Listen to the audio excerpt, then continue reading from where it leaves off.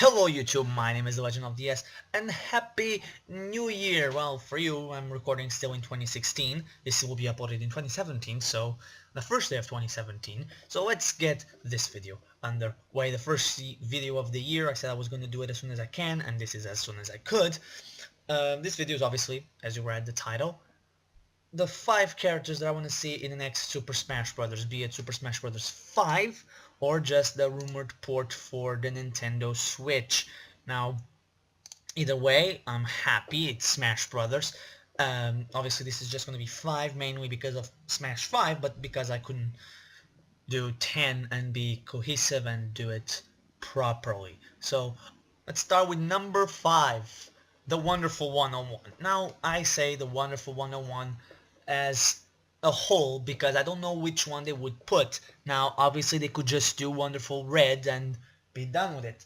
But if you just put one of the Wonderful ones, you lose a lot of it. You lose many of it. I mean, remove one, put just Wonder Red, and you lose Wonder Blue with the blade, Wonder Pink with the whip, and Wonder Green, for example, with the gun. These are just 3 other wonders. And then we have Wonder Black with the bombs, Wonder White with the claws, and Wonder Yellow with the hammer. All of these could be great characters, and all of these could have great movesets. Now, the wonderful ones could just be, 6 of them, and be like the Ice Climbers. Hey, this is for the Nintendo Switch, not the 3DS, so they could handle multiple characters. Or maybe it could be the wonderful um, just like the Pokemon Trainer, where you press down B and you switch, rotate between them. Or maybe Nintendo could go a different route, and this is Smash, so they could, and just put Wonderful Red with a suit that allows him to play or be all the other characters. Just, instead of having 5 different characters, just have, even in the reveal trailer they could have it, have the wonderful ones receive the message, the invite, and just like, we can only have one, so they put everything into one suit and give it to Wonder Red. I think that's the best way to do it, but at the same time, having only one character would lose something in the characterization of the Wonderful 101. Number 4, King K. Rool. Now, I've said this on my King K. Rool video from way back in 2014. Wow, it's been almost 3 years at this. Not really 3 years, it's been 2 years and a month. That we need more villains in Super Smash Bros. In Super Smash Bros. 4, we have 4 villains. Bowser Jr., Ganondorf, and Dark Pit. Now, obviously, there are other characters that, technically speaking, can be considered villains, but many of them are not really. They're only technically villains. King Dedede and Meta Knight used to be villains. Nowadays, can you really call them villains? The same thing can be said for Wario. If we want to go into the realm of other characters, and this is spoilers for Xenoblade Chronicles and Fire Emblem Awakening, you could technically count Shulk and Robin as villains, but that's kind of stretching given that both of them are not really the villains, someone else is, so it doesn't really count. And with Wolf being removed, and that only leave us with 4, 5 if we stretch and include Mewtwo because of Mewtwo Strikes Back and the fact that he was the last, the strongest Pokemon that you could fight in Red and Blue. But even that's just too much of a stretch. So King K. Rool is obviously the one guy to go. It's the most iconic villain from Nintendo to not be in Super Smash Bros. It's probably another heavyweight that truly makes sense to be in Super Smash Bros. He's the final villain. Kirby has hit 2 quote-unquote villains. Mario and Zelda already have their villains. It's time for Donkey Kong to receive his villain, and who better than the only one that's truly iconic and truly the only villain from the franchise, unless we want to include Mario in the original Donkey Kong. But then again, technically speaking, Donkey Kong was the villain on that story. Anyway, let's move on to the next one. Number 3, Decidueye. Now, let's get this out of the way. There is going to be a new Pokemon in either the port of Super Smash Bros. Or Super Smash Bros. 5. Every single Smash Bros. Game has included a new Pokemon. Melee included obviously Mewtwo and Pichu. I believe those were it. Super, obviously, if we include Pikachu in the original Super Smash Bros., then we have Super Smash Bros. Brawl with the Pokemon Trainer with Bulbasaur, Squirtle, Ivysaur, and Charizard, and then Lucario replacing Mewtwo, if we want to go that route. And then we have Super Smash Bros. 4. Obviously, I'm forgetting Jigglypuff, duh.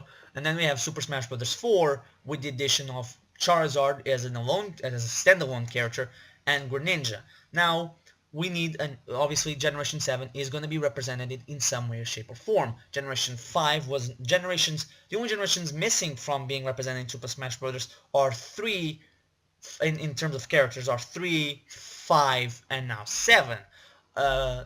What made 3 and 5 not get one was that the next Super Smash Bros. Game came out when the next generation of Pokemon came out. For example, after Generation 3 came out, the next Smash Bros. It came out after Super Smash Bros. Melee, and the next Smash Bros. Came out after Generation 4, and the same can be said for Black and White in Generation 5. Generation 5 came out after Smash Bros. Brawl, and Smash Bros. 4 came out after Generation 6.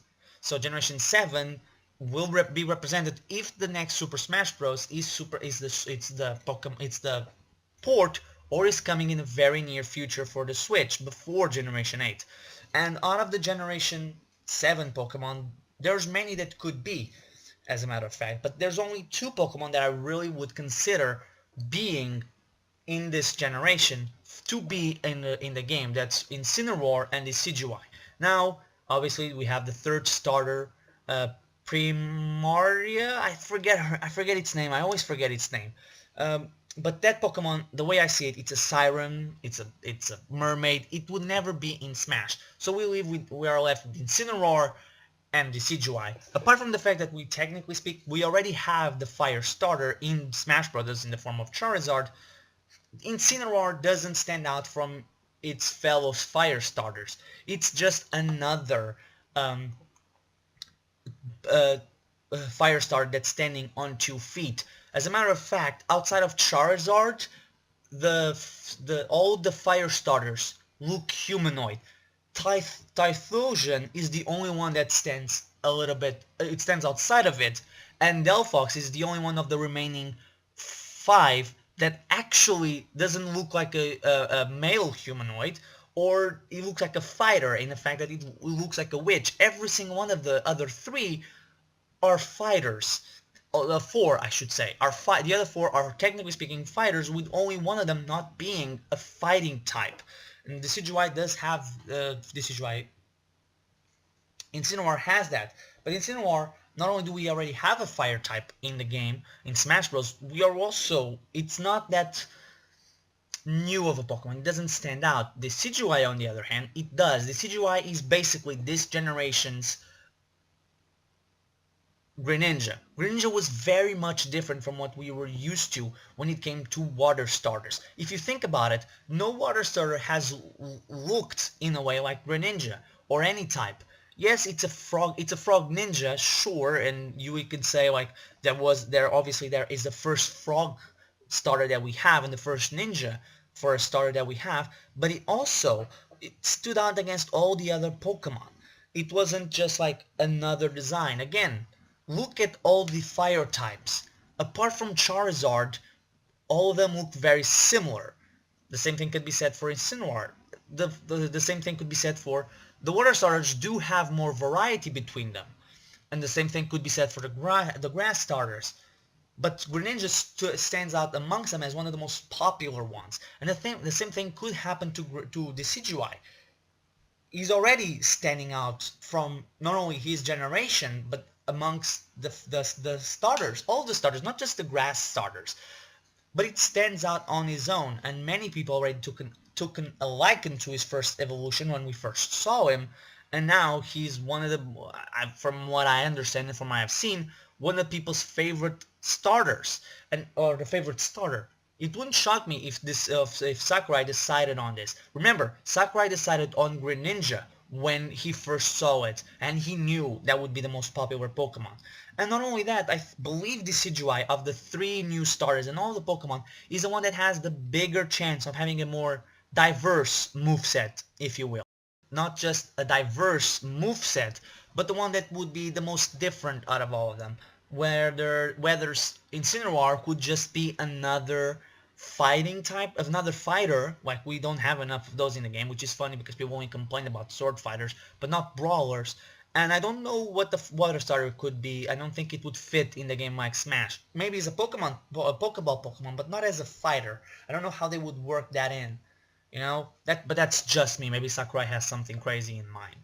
The CGI just feels like the best choice from the 3. Not only that, any of the 3 already has its own final smash, so it could work any of them. But I do believe that Sakurai will go with the grass starter, the Robin Hood of the Pokemon universe, the CGI. Number 2, when we finally reach the Inklings. The Inklings are, in my opinion, of all the characters that I said as of right now, is the shoo-in. I don't think there's any chance in hell that they're going to go a Smash Brothers 5. They're going to make a Smash Brothers 5 or a port of Smash Brothers 4 for the Switch and not include the Inklings. Splatoon is the biggest new IP from Nintendo, not counting the Wii games, the Wii series of games, since the N64. This is Nintendo's Smash Brothers, new Smash Brothers. And in a way, Splatoon is also following the footsteps not only of Smash Brothers, but of Mario Kart. Mario Kart also reached 5 million in its first iteration in the Super NES, and Smash Brothers also 5 million in its first iteration in the 64.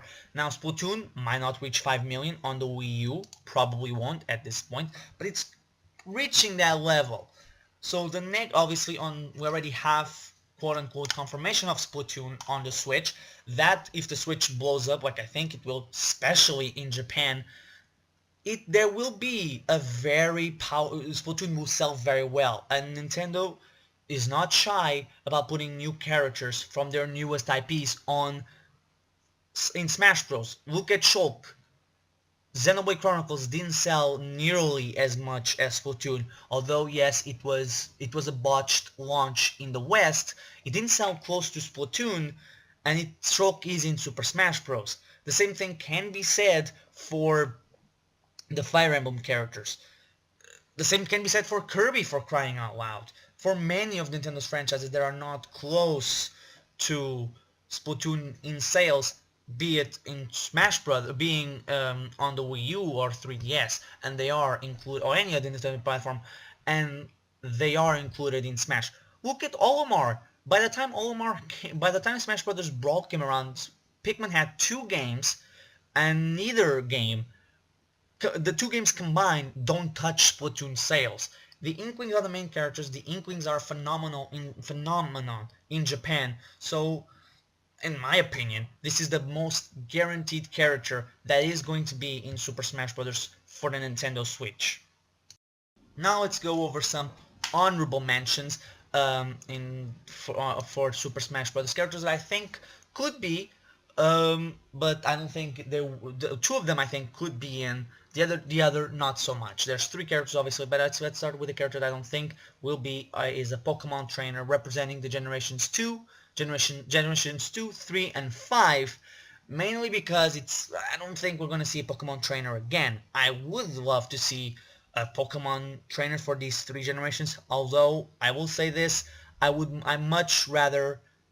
prefer not having those 3 characters, or a character that keeps on switching. I would much rather have just one character playable alone. I prefer playing Charizard than playing with Pokemon Trainer. I would prefer to play Greninja alone than having the other two other Pokemons with the Pokemon Trainer for Generation 6. But I think like I don't include Generation 7 because I think DCGI will be in the game. But Pokemon trainers from Generations 2, 3, and 5 would be better just to include those generations and the stars of those generations. For crying out loud, Generations 2 biggest representative in this entire series is Pichu, a Pokemon or a character in Smash that nobody cares about. Now the other two characters that I will include in these honorable mentions are Isaac from Golden Sun. I believe it's the Golden Sun episode or the Isaac episode of my lists of my videos for Super Smash Brothers, the Super Smash Ballads, was amongst the most watched ones. I do believe it was like third or I believe it was top three. I could be wrong. And obviously, last but not least, will be Wolf. I think Wolf is also practically, I think, could be considered a shoo-in for to be another character in Smash. It's another villain. The reason why I didn't include it in this list is because personally, I'm not that big a fan of a Wolf. I know Wolf, and people will say this, Wolf plays differently from Falco and Fox, and he does. Falco and Fox obviously play different from each other. The same way Marth, Lucina, and Roy play different from each other, but people keep calling them clones, so, you know, it's only when we depends on the characters we're talking about that people will consider clones. But I would, in my opinion, I would prefer a character that played completely different. I would prefer Crystal with the staff instead of Wolf with his claws. But hey, Wolf is gonna be in, hopefully. Mostly, the biggest reason why I want Wolf in Super Smash Bros. Switch is because of villains. We desperately need new villains, or more villains, I should say. And finally, number one will be my most wanted character, my girl from Xenoblade Chronicles X, Elma. Now, I'm just gonna say this, the probability of Elma being in the game is not that high. It's probably gonna be Cross. I would prefer it if it was Elma, just because, you know, Elma is the true main character of Xenoblade Chronicles X, and because Xenoblade Chronicles X is a good game, it didn't sell as much as one would hope. We do have rumors pointing towards the re-release of the game on the Nintendo Switch, would be awesome, by the way. Get more people to buy that game because that game is good, and maybe, just maybe, the sequel could be done because, you know, Nintendo did like to Monolith Soft left us with a cliffhanger at the end. And hey, Elma is the perfect character for the game, in my opinion, from Xenoblade Chronicles X. And also, I would say, Nintendo, please, if the character is in, make her final smash be either don't make it Overdrive, give her a mech instead of Overdrive, and please don't spoil the end for people by giving something away. So that was it. That was my Super Smash Bros. Top 5 list, the characters that I want to see in the game. The Nintendo Switch reveal, full-blown reveal, is just a couple of weeks away. And maybe we'll see some of these characters in. Hopefully, Elma will be in the game. I really want Elma to be in the game because it will be a far more interesting character than Cross, just because of she actually has personality. So thank you for watching, and I'll see you guys next time.